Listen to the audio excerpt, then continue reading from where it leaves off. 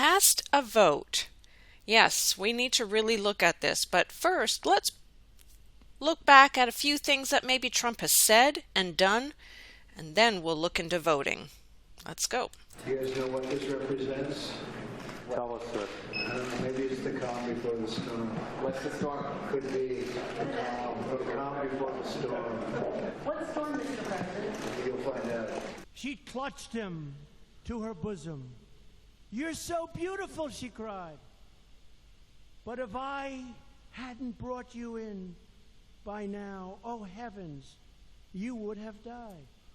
She stroked his pretty skin again and kissed him and held him tight. But instead of saying thank you, that snake gave her a vicious bite.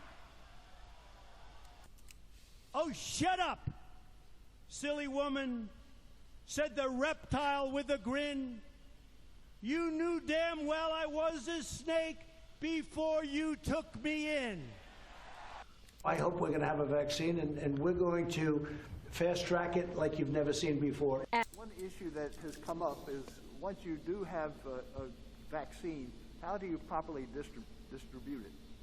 How do you get it out quickly to millions? Well, when we have the vaccine, we have the military all lined up, and the military is going to be doing it in a very powerful manner. The theory is this belief that you are secretly saving the world from this satanic cult of pedophiles and cannibals. Does that sound like something you are behind? Well, I haven't heard that, but is that supposed to be a bad thing or a good thing? I mean, you know, if I can help save the world from problems, I'm willing to do it. I'm willing to put myself out there. And we are, actually. We're saving the world from a radical left philosophy that will destroy this country. And when this country is gone, the rest of the world would follow.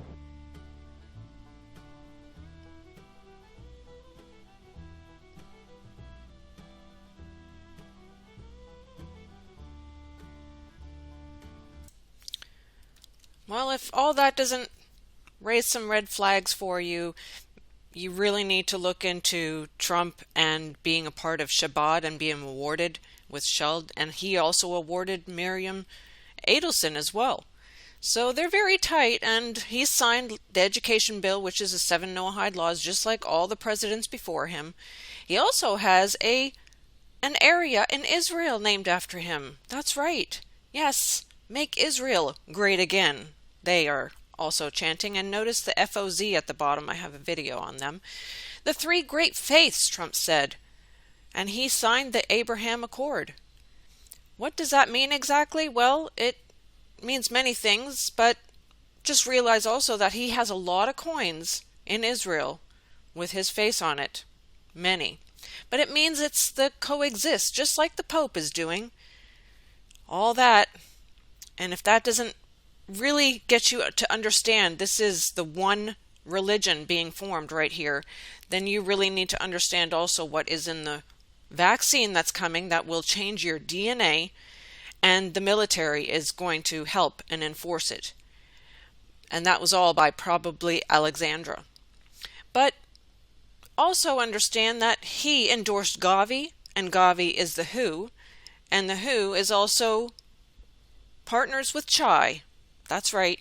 But I have videos on that as well.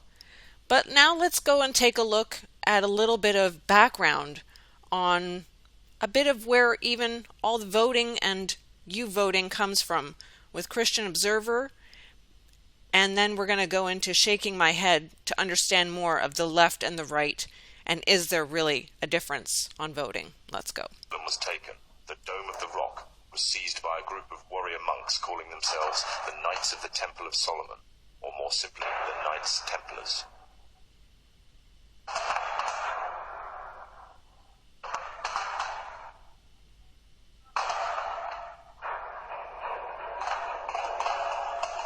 In Jerusalem, the Templars began to deviate further and further away from the practices of Christianity. They learnt the secret arts of the Kabbalah, an ancient form of Jewish magic, along with its dark rites and rituals. The Jews had learnt the arts from the pagans of ancient Egypt during the times of enslavement to the Pharaoh and developed them into Babylon at the time of Nebuchadnezzar. In 1307, King Philippe of France arrested them for charges of denial of Christ, homosexuality, and idol worship, as well as magic. In 1314, Pope Clement V declared all Templars as heretics to Christianity, ordering all their properties to be seized. Their leader, Jacques de Morlaix, was captured and burnt to the stake. The Templars were cornered, and just when it seemed they were finished forever, a glimmer of hope arose from a seemingly certain end. They were to find a safe haven as well as an ally. But not in France. In fact, in a country in a desperate struggle for independence against the English. The country of Scotland. 1717, the Templars made their reappearance in Europe. They had grown in both number and strength, and were now ready to coin a new identity, free from their reputation of the past, and given credibility by none other than the monarchy and aristocracy of England. And the name they chose for themselves was a name that would be known by many, but understood by a few. This new name, the Freemasons. The new identity and the grandeur of its members afforded the Masons with respect and dignity. All right, that was a clip of Donald Trump from earlier tonight, and right after the debate was over, I spoke with the Republican frontrunner. Take a look. And joining us now, he's still number one in the polls and doing very well on the Drudge Report instant poll results. Donald Trump. She would ought to say something in reference to Freemasons.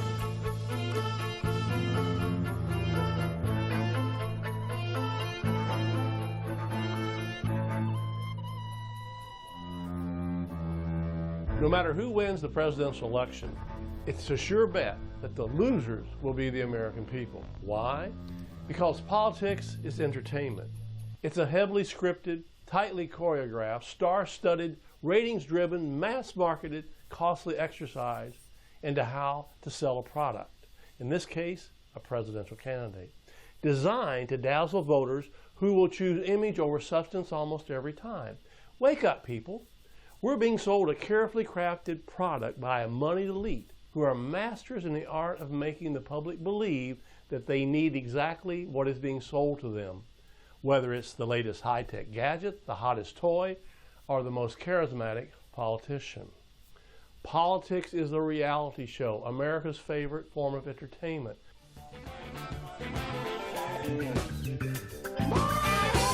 Some people, they've got to have it. And some people really need it. Dominated by money, profit, imagery, and spin, hype, and personality, and guaranteed to ensure that nothing in the way of real truth ever reaches the American citizenry. The sham is that most Americans actually believe that they're the ones choosing the next president. In truth, however, they're engaging in the illusion of participation, culminating in the reassurance ritual of voting. Yeah. Now think about this. Well, what are we going to do? This country's going down the tubes. No, it isn't. I mean, we could have another 8 years of Hillary Clinton and the worst mess that anybody could make out of a nation. May I just share some, just a word with you? It's just another blue pill, a manufactured reality, conjured up by the Matrix in order to keep the populace compliant and convinced that their vote counts and that they still have some influence over the political process. Time for a reality check. The nation is drowning in debt, crippled by a slowing economy, overrun by a militarized police, swarming with surveillance everywhere, besieged by endless wars everywhere, and a military-industrial complex intent on starting new wars, and riddled with corrupt politicians at every level of government. All the while, we're arguing over which corporate puppet will be given the honor of stealing our money, invading our privacy, abusing our trust, undermining our freedoms, and shackling us with debt and misery for years to come. Because they're supposed to get served by these people who they give a lot of power to. Even in voting, they give them a lot of power. That's a spell. You cast a vote. But the point to this entire video is that you decide. You're going to make the decision. You decide. You pray about it, and then you go and do what you think is best. Because as someone told me, who am I to be talking? I'm here in Finland, and absolutely, I'm just a Canadian, Finnish, married to an American woman. So I'm telling you, you look and research and you decide. God bless. Take care. That's my take on Trump. Until next time.